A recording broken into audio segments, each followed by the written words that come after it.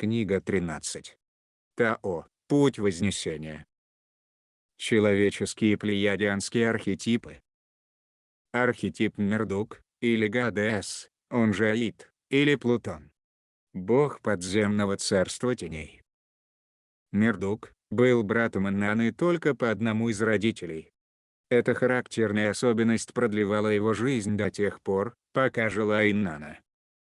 Со временем, Мердук стал тем, кто создал методы продления жизни для всей семьи.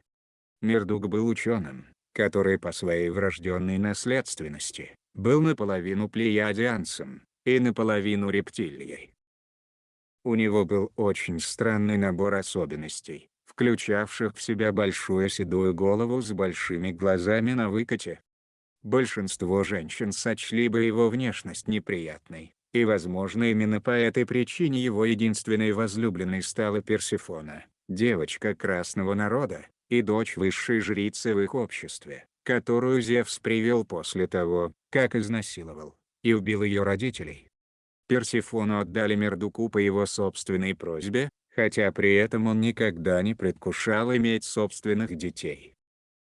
Мердук влюбился в Персефону, а она, в свою очередь, в него. Они обручились, когда Персефоне исполнилось 13 лет. Остальные члены семьи Ану никогда реально не признавали Персефону частью своего семейства, и большинство смотрело на Мердука в презрении, что касается его выбора жены. Персефона не знала и половины того, кем был ее муж, и чем он занимался, поскольку свои странные лаборатории и эксперименты он держал запертыми далеко от нее. Персефона родила от Мердука 5 детей. Но после того, как она обнаружила, что Мердук, в целях продления собственной жизни, умерщвлял не только рабов кровопусканием, но и младенцев, ее ребенка, она совершила самоубийство, бросившись в действующий вулкан в возрасте 175 лет. После смерти Персефоны Мердук буквально сходил с ума, и происходило это как раз незадолго до начала Алвайна с Инанной.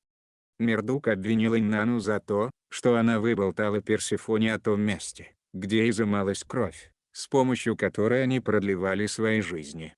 Персефона вошла в большую комнату, где множество людей красного народа, и ее собственный пропавший ребенок, были прикованы цепями к столбам. Кровь стекала в стеклянные контейнеры с щиколоток, запястий и шеи. Увиденное оказалось больше того, что могла бы вынести Персефона, и находясь в больших душевных муках, она совершила самоубийство. Мердук был самым странным из всех выраженных характеров Ану. Он наслаждался экспериментами самого болезненного рода. Мердук был вовлечен не только в первоначальную инкубацию рабов, но также экспериментировал со смешиванием человеческого ДНК с ДНК животных и водных видов, создавая русалок и кентавров наряду с формой жизни получеловека и полульва.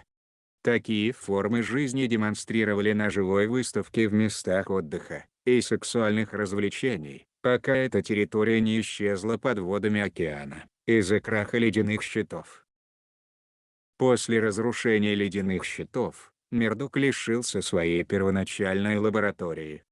Он оказался единственным членом семейства Ану, который отказался жить на горе Олимп. Вместо этого, он удалился во внутреннюю землю, в расщелину, уходившую к недрам земли. Он входил и выходил через пещеру. Отсюда и возникла его роль, как бога подземного царства.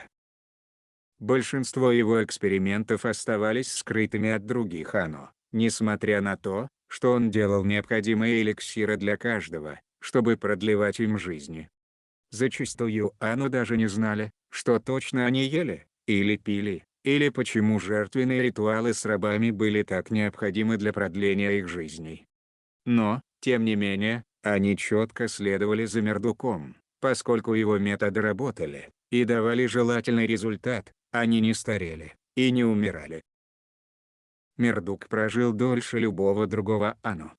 Его возраст составлял 19 тысяч лет, когда он совершил самоубийство, взорвав свой корабль о поверхность Марса.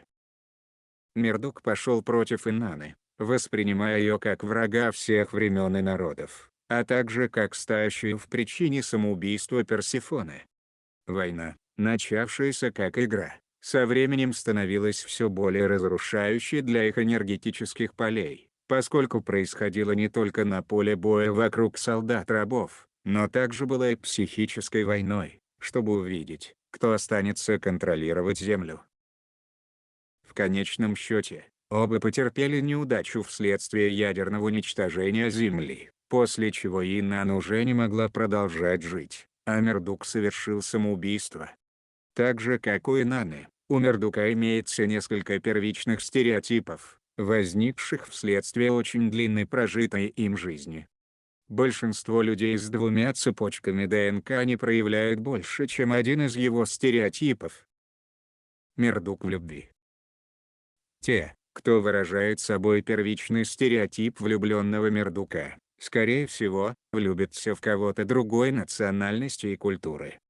Возможно, что родители будут очень расстроены предполагаемой подругой, или другом, или супругой своего ребенка. Возможно, что они лишат ребенка наследства из-за его жизненного выбора, или однажды откажутся принять у себя женатую пару. Любовь между представителями этого первичного характера может быть немного причудливой, взаимообусловленной или иметь большую разницу в возрасте, а также культурные различия. Мердук ученый. Люди, выражающие архетип Мердука ученого, более чем вероятно вовлечены в науку, или теорию и практику медицинских научных систем. Некоторые могут быть вовлечены в лабораторные эксперименты в качестве биохимиков, биофизиков, генной инженерии, в создание наркотических, фармакологических препаратов, или в создание новых методов хирургии. Некоторые из них вовлечены в жестокие научные и биологические эксперименты. У людей данного характера отсутствует какая-либо этика, и поэтому они счастливы экспериментировать с клонированием овец или коров, или людей, если это разрешено. Мердук в состоянии войн. Первичный характер Мердук в состоянии войны выражает себя сейчас многими способами. Те, кто участвует в жестоких пытках, или разрешает проводить таковые в тюрьмах, или психиатрических заведениях, лишь одна из форм выражения этого архетипа в настоящее время. Те, кто желает сейчас взрывать или усовершенствовать ядерное оружие, еще один пример.